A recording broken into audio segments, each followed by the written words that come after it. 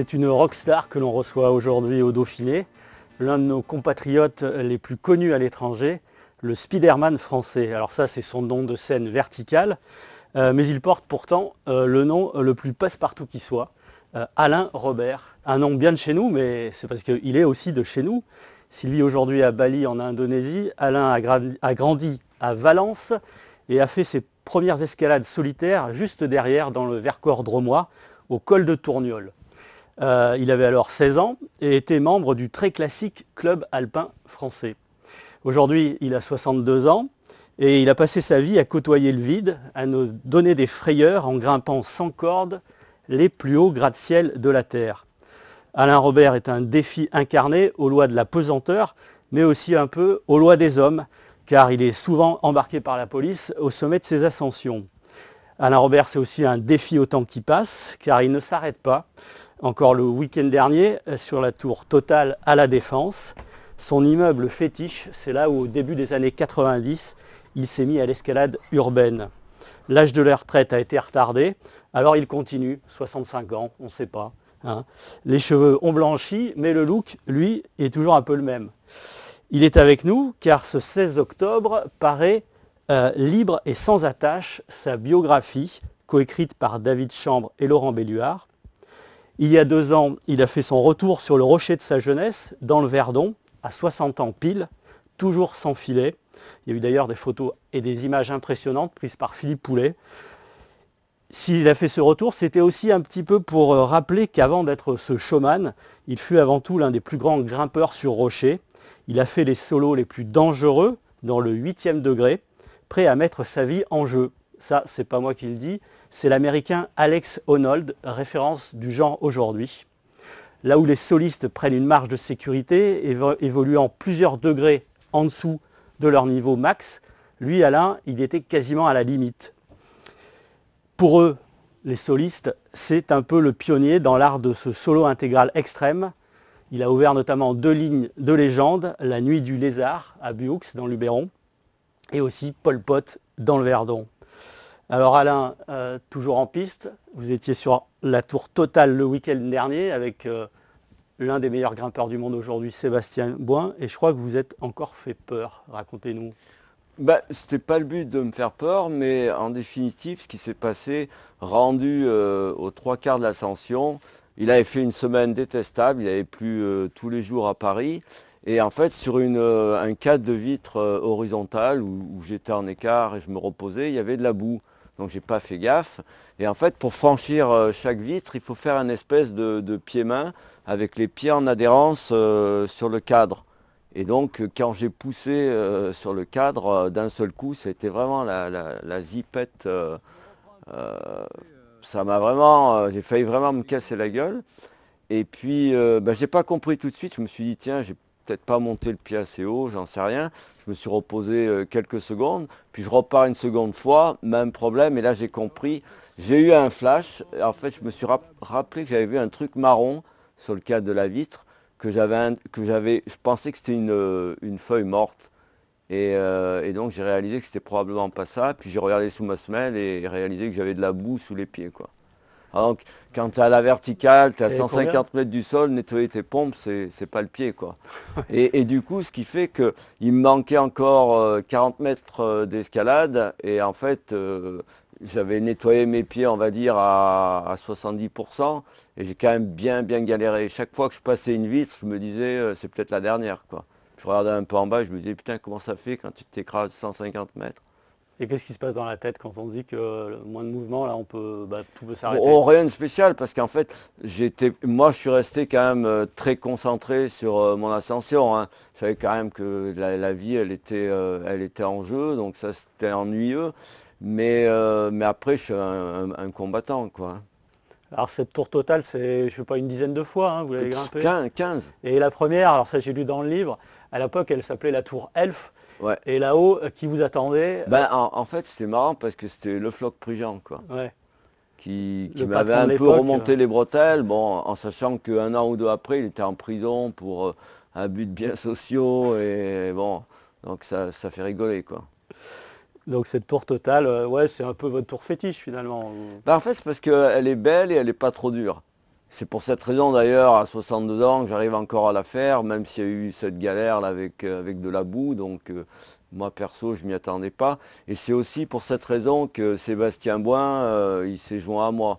Il m'a contacté il y a quoi, 6 mois en arrière. Il m'a dit Alain, j'aimerais bien partager un moment avec toi. J'aimerais bien je te connais depuis très longtemps. J'ai été inspiré par tes solos et tout ça. Et il me dit, ça serait bien si on pouvait faire un building ensemble, un truc pas trop dur. Et du coup, j'ai dit, ben, la Tour Totale, c'est parfait. Sébastien Brun, qui est l'un des tout meilleurs grimpeurs au monde, puisqu'il fait partie des 3 qui ont réussi la cotation maximum de Voilà, 9C en falaise. aujourd'hui, pour ceux qui ne connaissent pas, oui, l'escalade, moi je suis de la génération en fait où les voies les plus dures, c'était du 8C. Et pour passer du 8C au 9C, il s'est écoulé 30 années. Parce qu'en fait, il y a le 8C, le 8C+, le 9A, le 9A+, le 9B, le 9B+, et le 9C. Et là, après, maintenant, ben, il me disait, Seb, qu'il avait repéré quelque chose qui potentiellement pourrait être du 9C+. Mais bon, après, je ne sais pas s'il le fera un jour, quoi. Alors pour les profanes, voilà, l'échelle en escalade de difficulté commence à 1. 1, c'est un escalier, on va dire. Ouais, c'est un escalier, voilà. Et 9C, là où ils évoluent, c'est quasiment lisse, quoi, hein. C'est lunaire. Ben, pas tant que ça, parce que en fait, ce qu'il m'expliquait, Seb, c'est que c'était surtout des voies très très longues, très déversantes. C'est-à-dire que avant, on n'avait pas ce type de voie. Ils ont trouvé des grottes, entre autres, à une falaise qui s'appelle Flatanger, qui est en Norvège, et ils ont des avancées de 80 mètres. C'est-à-dire qu'ils sont obligés de grimper avec des cordes super longues, et donc en fait, c'est une compilation de mouvements durs les uns après les autres. Donc, Et on est là aujourd'hui, plusieurs lecteurs ont des questions à te poser. Certains sont experts, comme la première, Delphine Chenevier, une Iséroise, qui grimpe dans le 8e degré. Et elle voudrait savoir pourquoi ce choix de grimper sur des buildings plutôt que des grandes voies en rocher comme Alex Honnold. ben parce qu'en fait, j'ai d'abord grimpé pendant 20 années en solo en falaise. Et puis j'ai vraiment été le plus loin possible dans la limite. C'est-à-dire que ce qu'elle n'a pas compris, cette personne, c'est que j'ai fait du 8B en solo en 1991, quand personne faisait cette cotation en solo. J'étais le premier au monde. Et j'ai fait ça pendant longtemps, pendant 6-7 ans. Donc tous les jours, potentiellement, j'étais mort.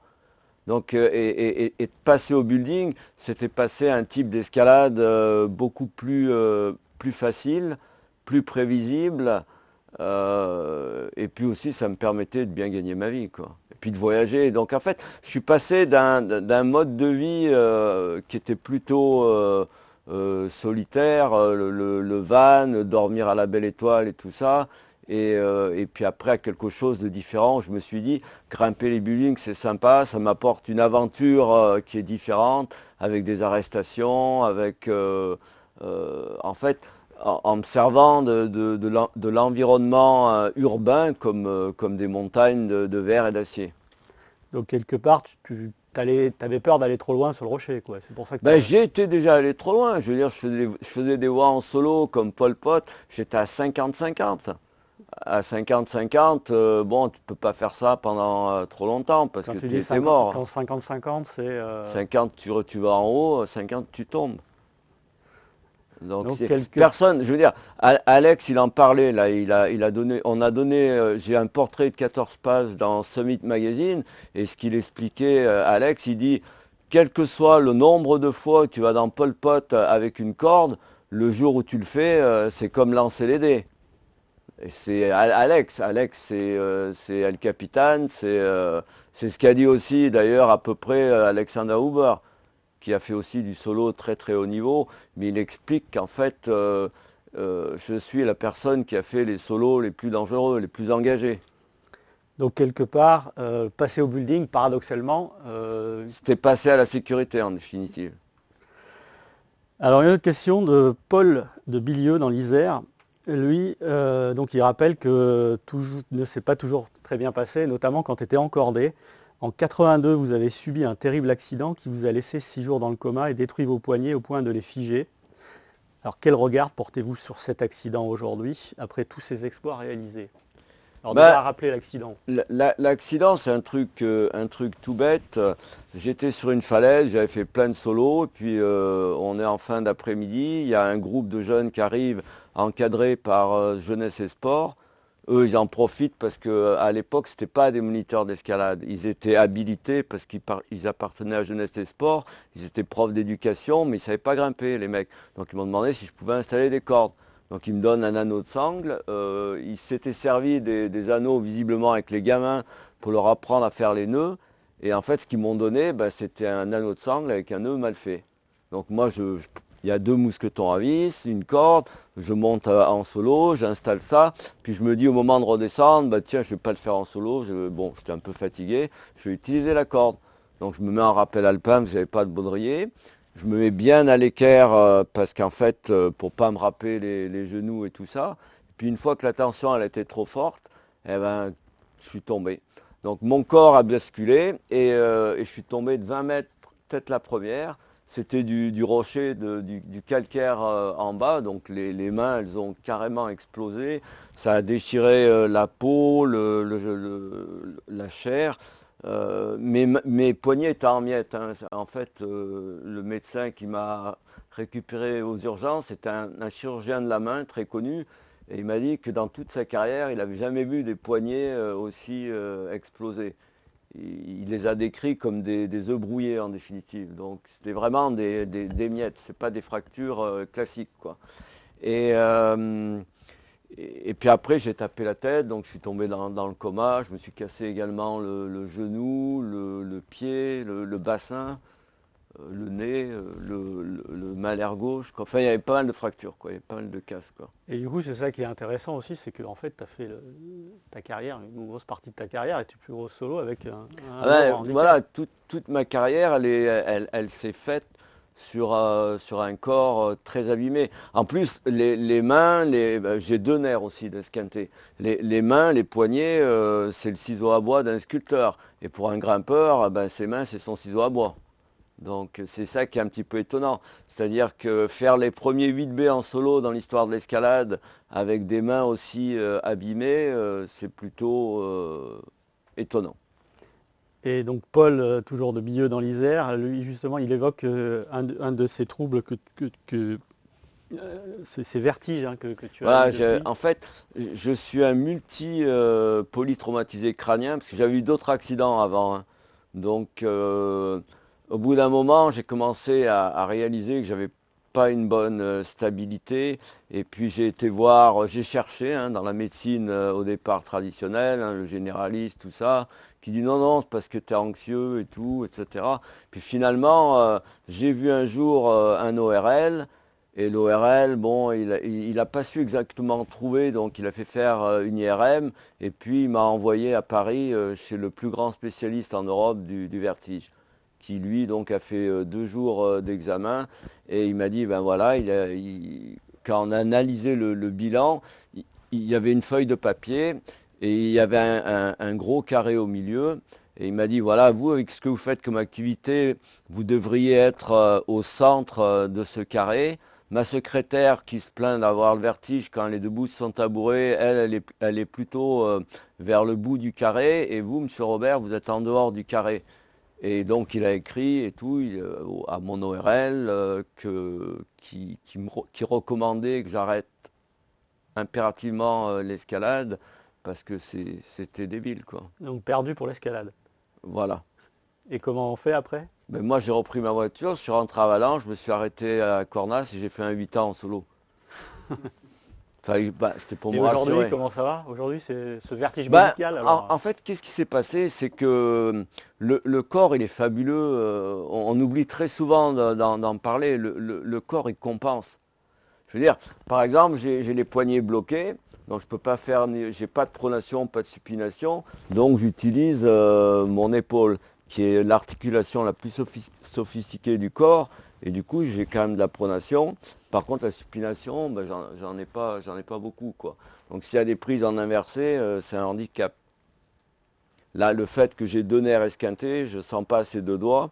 Donc en fait, quand je tiens une prise, je ne sens pas si je la tiens. Je présume que ça tient, donc je fais avec ça, quoi. Alors il y a Charlie, 10 ans, dans l'Ain. Il voudrait savoir qu'est-ce que cela vous fait de savoir que vous pouvez mourir à tout moment. Ben, rien de spécial, puisqu'en fait, moi, je fais ça pour vivre. Moi, je me sens bien. Moi, j'aime la vie. Je suis un amoureux de la vie. Donc, euh, oui, moi, je vois le verre à moitié plein et pas le verre à moitié vide. Donc, je veux dire, la mort n'est pas une obsession.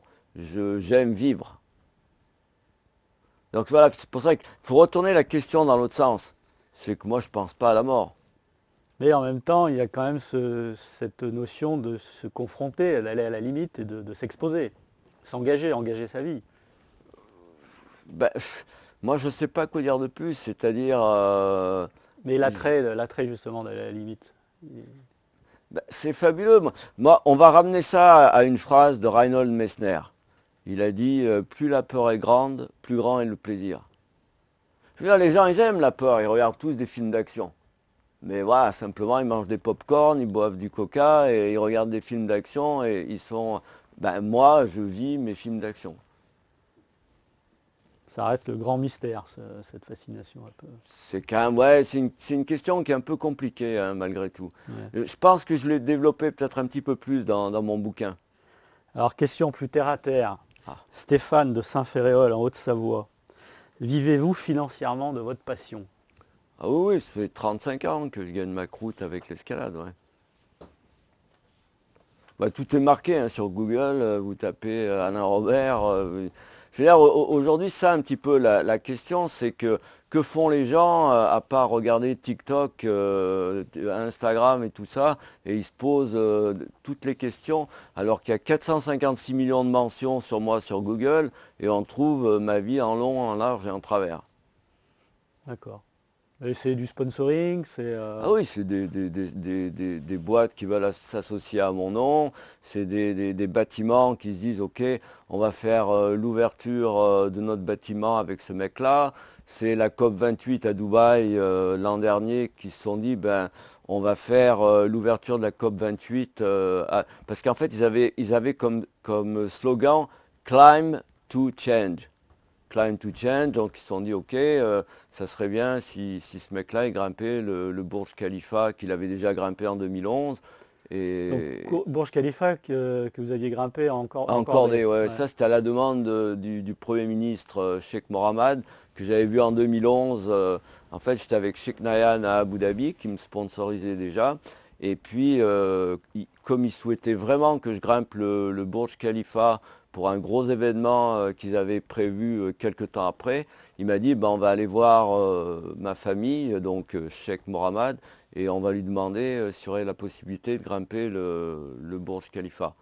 Et donc lui, il a répondu de façon positive, mais il a demandé en fait que ça se fasse avec une sécurité, parce que en fait, quand on a un bâtiment qui est aussi emblématique, on n'a pas envie que le mec il se tue en direct et que ça fasse une pub négative à Dubaï, quoi. Et la tour Burj Khalifa, c'est toujours la plus haute au monde, hein, Elle reste la plus haute au monde, mètres, ouais, hein, c'est ouais, ça, ouais. ouais. 828 mètres. 28. Attention. Toujours Stéphane de Saint-Féréol en Haute-Savoie. Comment expliquer physiquement et techniquement ce que vous faites et in fine la difficulté et l'intérêt de grimper sur des immeubles? Ouais, mais lui, il fait tout faux, parce qu'il faut parler du rocher d'abord. Donc j'ai quand même lui, il pense que les buildings, c'est plus difficile. Alors Non, que mais justement, mais il y a aussi une forme de difficulté peut-être physique à grimper les... ça, il y a deux choses qui sont nécessaires pour grimper en solo, c'est le mental et le physique. Donc, même si j'avais le mental, si j'ai pas la force de tirer sur les prises, je pourrais pas le faire, quoi. Et puis, ouais, redites-moi la question là, parce qu'elle est un peu compliquée. Comment expliquer physiquement et techniquement ce que vous faites? Ben ouais, il faut s'entraîner. Et puis après, le côté mental, c'est la volonté, hein. Et la différence entre grimper sur rocher et grimper sur structure urbaine comme ça? Eh ben, c'est ce que j'ai expliqué, c'est-à-dire que l'escalade sur le rocher, c'est plutôt aléatoire. Et quand on va très haut dans le niveau, c'est extrêmement aléatoire. Comme je disais, c'est une chance sur deux d'arriver au sommet en vie. Alors que sur les buildings, on n'a pas cette problématique. On a des fissures qui, je veux dire, l'escalade, elle est quasiment identique de la base au sommet, quoi. Par contre, il n'y a pas de répit. Oui, mais c'est pas non plus très gênant parce qu'on s'aperçoit que sur les buildings aussi, les prises crochettent. Alors qu'en escalade, des fois, vous avez un monodoigt d'1 centimètre qui est légèrement en pente. Vous avez éventuellement des prises où il faut jeter la main. En fait, je vais vous expliquer pourquoi les buildings, ça paraît si impressionnant. C'est tout simplement parce qu'en fait, 90% de l'image, on voit des vitres qui ne sont pas grimpables. Et les 10% qui permettent de le grimper, c'est la structure. Donc, comme principalement l'image elle est occupée par quelque chose qui est ingrimpable, ça paraît fou. Et aussi on a une deuxième chose, c'est qu'en fait quand on grimpe un building, on a une échelle de hauteur, parce qu'on voit les gens en bas, on voit les voitures, donc tout ça, ça nous ramène à la hauteur. Et un building, par essence, il est vertical, de la base au sommet. Donc tout ça, ça le rend impressionnant. Mais impressionnant, encore une fois, ne veut pas dire difficile. Alors j'ai fait des buildings extrêmement difficiles comme la tour Sears, comme la tour Framatome. On pourrait dire que c'est globalement du 8e degré, mais c'est du 8e degré parce que c'est un effort très long. C'est-à-dire, moi quand je me suis lancé dans ces escalades, je ne savais pas si j'étais même capable d'aller en haut. C'est un petit peu comme si vous aviez un réservoir de bagnole et que vous pouvez mettre 50 litres, mais pour aller en fait au sommet, il en faut peut-être 55. Donc, s'il n'y a plus de jus, les bras ils s'ouvrent et tu tombes et t'es mort, quoi. Il y a eu notamment cette ascension à Hong Kong où là c'était une surprise parce que vous aviez déjà grimpé la tour, et sauf que là vous n'avez pas su Oui, que la morphologie, enfin la fin de... mauvaise, ouais, comme souvent la sécurité, elle est au courant et tout ça. J'ai pas fait un repérage correct et je me suis pas rendu compte que sur les 10 derniers mètres, la structure était différente et qu'elle était vraiment beaucoup plus dure. Donc, ce qui fait que pendant 5 minutes, je suis resté à galérer, à essayer. Là, j'avais pas de boue sous les pieds, mais c'est un peu ce qui s'est passé l'autre Ouais. jour. Mon histoire là sur Total, elle dure quasiment 4 minutes avant que j'arrive à passer la vitre. Et là, à Hong Kong, je me rappelle, j'étais resté 5 minutes, donc à essayer désespérément de trouver une solution, quoi. Parce qu'ils avaient bouché les fissures, hein, c'est ça? C'est ça, voilà. Ouais. J'étais au 59e étage, donc c'est déjà un peu haut. Et j'avais pas vraiment envie de tomber non plus ce jour-là. Ouais. Enfin, j'ai jamais envie de tomber d'ailleurs. Et ouais, on a bien compris que vous avez la nostalgie, et puis ce qui est important, c'est de dire que vous êtes d'abord un rochassier, hein. Voilà, j'essaie vraiment et d'insister. L'idée de faire ce livre avec Catherine, c'était donc avec Catherine Destivelle. voilà, c'était de remettre en lumière ce qui est la plus belle partie de mon héritage. Moi, ça m'ennuie qu'on m'assimile toujours à l'homme araignée. C'est énervant. Je suis Alain Robert, je suis pas l'homme araignée.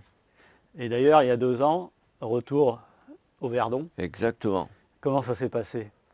En fait, je ne savais pas exactement comment ça se passerait. Ce qui avait d'intéressant, c'est que je n'avais pas grimpé sur le rocher pendant 22 années. Donc moi, je me suis retrouvé vraiment en outsider. J'y allais pas pour faire du haut niveau. Mais bon, de réaliser que voilà, sans avoir retouché du rocher, les prises, il fallait les chercher. En plus, j'ai quand même été culotté parce que je suis allé dans des voies en solo à vue, sans connaître ni le nom, ni la difficulté. Donc je me suis mis dans le rouge. Mais bon, me mettre dans le rouge, c'est ma vie. C'est-à-dire, voilà, j'avais quitté les gorges du Verdon, on va dire, grosso modo, j'étais un moteur de Ferrari que je poussais dans le rouge. Et là, je revenais avec, en fait, j'étais une Clio que je poussais à nouveau dans le rouge. Donc finalement, les sensations étaient à peu près aussi... Et je crois que vous n'avez pas recommencé, non? Si, j'y vais, là, dans pas Ah, très longtemps. Ouais, ouais, j'avais dit que j'y retournerai pas, puis... c'est plus fort. Je me dis quand même, putain, Bali, ça, des fois, c'est un peu énervant, c'est un peu plat, quoi. Ouais. Alors, on continue les questions. Il y a des questions de jeunes pratiquants, et notamment de chez vous, de Valence, et du club valentinois de Mineral Spirit. Sam Richard, lui, il a été même champion d'Europe de bloc.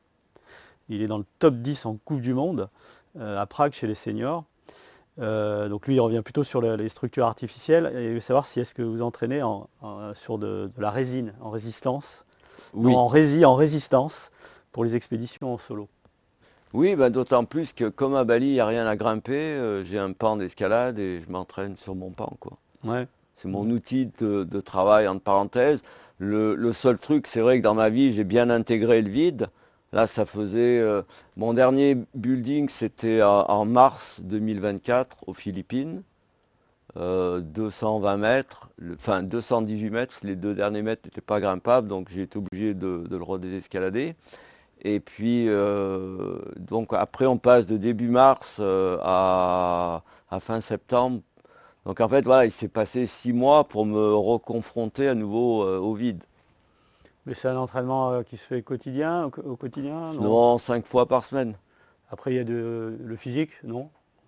Course à pied, non? Je Même fais pas. un peu j'ai un vélo d'appartement, des trucs comme ça, quoi. Ouais. Autre question, est-ce que tomber est une option? Ben non, justement, j'ai un petit gamin à Bali de 10 ans, tomber, c'est pas une option, hein. Vraiment, je fais tout ce que je peux pour ne pas tomber. Mais en allant quand même dans le rouge. C'est un petit peu, bon, c'est un petit peu comme on pourrait dire, ce serait quoi le mot, Claude? Paradoxal, voilà. Audrey de Valence, pensez-vous que le bassin valentinois, que vous connaissez bien, est devenu un terreau particulièrement propice à l'émergence de forts grimpeurs? Ah oui, oui, moi je pense que le bassin valentinois, ouais, c'est parce qu'en fait, il y a tout ce qu'il faut au niveau falaise. Donc on peut faire du très très haut niveau. Et après, je veux dire, aujourd'hui, il y a de plus en plus de jeunes qui pratiquent l'escalade, qui sont censés peut-être un jour être passionnés et donc devenir grimpeurs pro, comme, comme Sébastien Moin, comme bon. Seb, il est pas de, il est à Montpellier, mais je veux dire, voilà, dans la Drôme, il y a des grimpeurs très forts, hein. Il y a des falaises auxquelles vous êtes particulièrement attaché dans le secteur, entre Drôme-Ardèche? Il y a les falaises de Presles, il y a les falaises de Saint-Léger, le rocher du Saint-Julien, toutes les falaises d'Ardèche, Cholet, tout ça. Donc à l'époque, c'était plein de voies en 8e degré. Et la fameuse pelle aussi au Trois-Becs? Ouais, alors l'appel au Trois-Becs, c'est des vieilles voies. Donc, enfin, maintenant, il y a peut-être des voies modernes, hein, je suis pas trop au courant, quoi. Et un versant qu'on connaît moins, parce qu'à l'époque c'était les débuts et puis il n'y avait pas Internet, c'est aussi, vous avez été alpiniste. Ouais, j'ai été alpiniste, c'est-à-dire que j'ai fait des courses en haute montagne avec finalement, j'avais pas de bagages. Mais comme je savais, je grimpais bien sur le rocher, du coup, j'ai fait un tout petit peu de cascade de glace et j'ai pu me lancer directement dans des courses très difficiles dans les Alpes, sans avoir particulièrement de connaissance de la montagne. Face nord et droite, non? Des choses Voilà, comme ça. ouais, des trucs comme ça. Tu sais, c'était l'époque Béraud, Edlinger, tout ça. Les mecs, ils n'avaient pas d'expérience non plus. Et puis, ils se balançaient. Donc, j'étais vraiment dans la mouvance, quoi.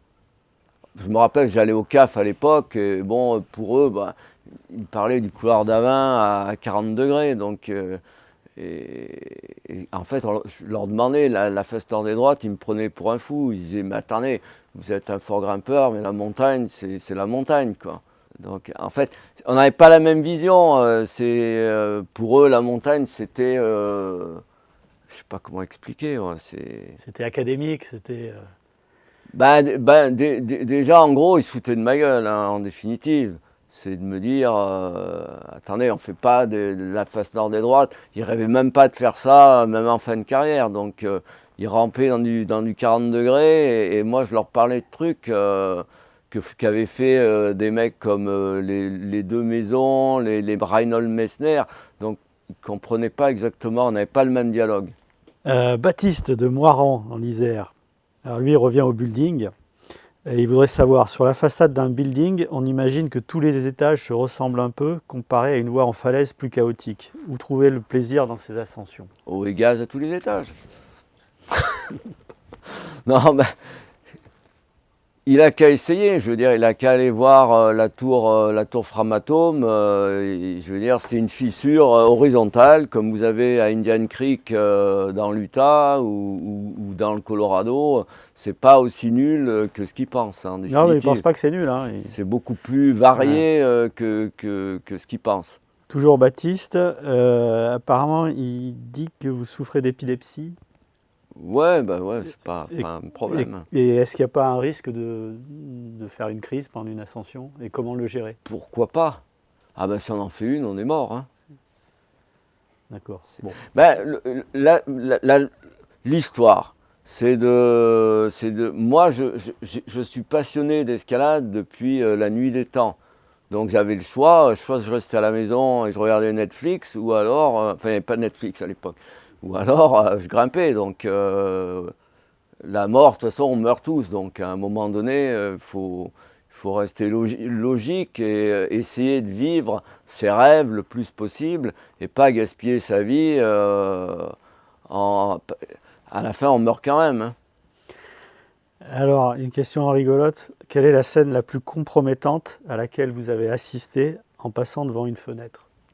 Ben, rien en particulier, parce que très souvent, les buildings, c'est des vitres très fumées. Donc, il faut vraiment plaquer le nez pour voir à l'intérieur. Donc, j'ai rien vu de spécial. Si, une fois, j'ai vu une nana derrière un ordi ça avait vraiment pas l'air de l'intéresser du tout, ce que je faisais. Elle n'a pas été surprise?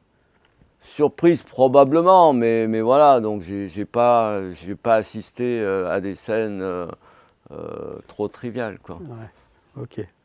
Pas vu de personne à poil ou... Ben, jamais vu. Autre question de Baptiste de Moiran. Dans quel pays les gardes à vue sont-elles les plus confortables? Ben, on va dire les pays d'Europe, c'est cool, hein. À part la Grande-Bretagne, mais bon, vu qu'ils sont avec le Brexit, ils font plus partie de l'Europe. Qu'est-ce qui était... Ben, en fait, la Grande-Bretagne, parce que ouais, eux, ils prennent ça très sérieusement et c'est garde à vue, donc en cellule. La dernière fois, j'ai même frôlé les 6 mois de prison. Et là, depuis, maintenant, si je regrimpe, j'ai une injonction sur toute la Grande-Bretagne. Là, c'est 5 ans minimum. Donc c'est Donc oui. c'est plus de la garde à vue, c'est 5 ans de placard, quoi. Donc il y a peu de chances qu'on... Ah ben là, je regrimperai pas illégalement en Grande-Bretagne, quoi.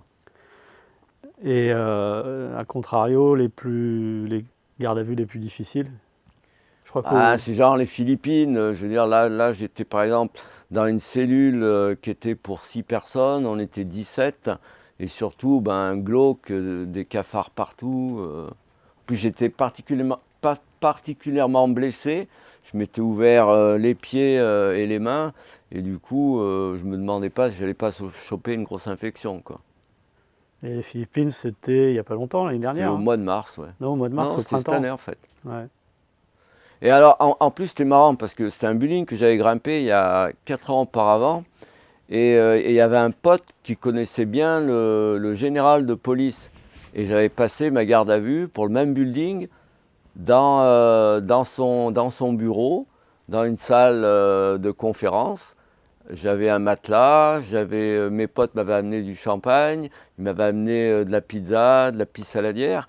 Et cette année, j'étais dans le même commissariat, mais j'étais au sous-sol, en garde à vue, dans une cellule vraiment horrible. Donc en fait, voilà, c'était vraiment le contraste saisissant, quoi. Les incarcérations les plus longues, Ça dans a quel été pays? jusqu'à 9 jours de prison, comme au Japon, tout ça, quoi. C'est pas des trucs très longs non plus, hein. C'est plus quelque chose qui est une expérience intéressante, comme en Chine aussi, où je me rappelle, les mecs, je leur apprenais à crier freedom, ils ne savaient pas ce que ça voulait dire. Et donc ils gueulaient tous freedom en prison, et sans savoir que ça voulait dire liberté, quoi. Et quand on est en cellule comme ça collective, on crée des liens, non? Oui, on devient potes, hein, je veux dire, les gars. Moi, je me rappelle aux États-Unis en particulier, à l'époque, j'étais bien affûté, et donc on sortait dans la journée dans la cour, on faisait des pompes, et bon, je me rappelle, il y avait des gros blacks et tout, ils faisaient genre 20 pompes, et à l'époque, moi, j'arrivais à en faire 80 d'un bras. Alors, ils me regardaient, et du coup, ils m'admiraient, et puis tout le monde savait pourquoi j'étais en prison, donc j'étais un prisonnier respecté, quoi. On en parlait précédemment.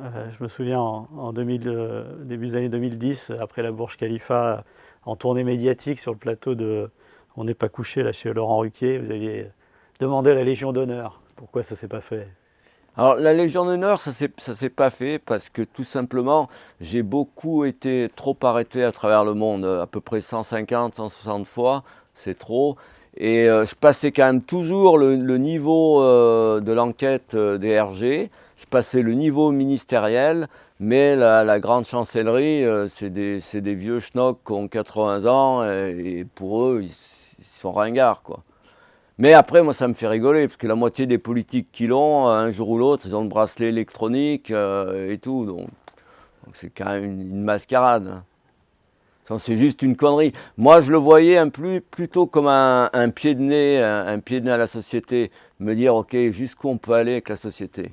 Est-ce qu'un mec comme moi, qui a été arrêté partout dans le monde, peut avoir potentiellement la Légion d'honneur? Donc c'était ça le clin d'œil. Après, ça sert à rien, c'est un petit médaillon rouge. 62 ans, la grimpe jusqu'à quand?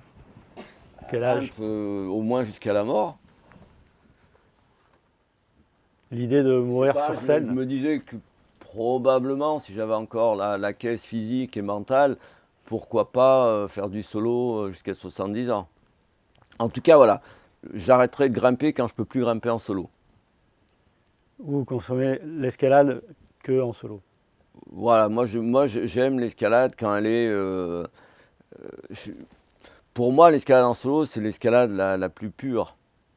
Donc, en fait, ce qui m'intéresse dans l'escalade, c'est l'engagement. C'est pas le côté sportif. J'aime même pas le sport d'ailleurs. Donc, c'est paradoxal aussi. Merci Alain d'être venu. Merci à tous.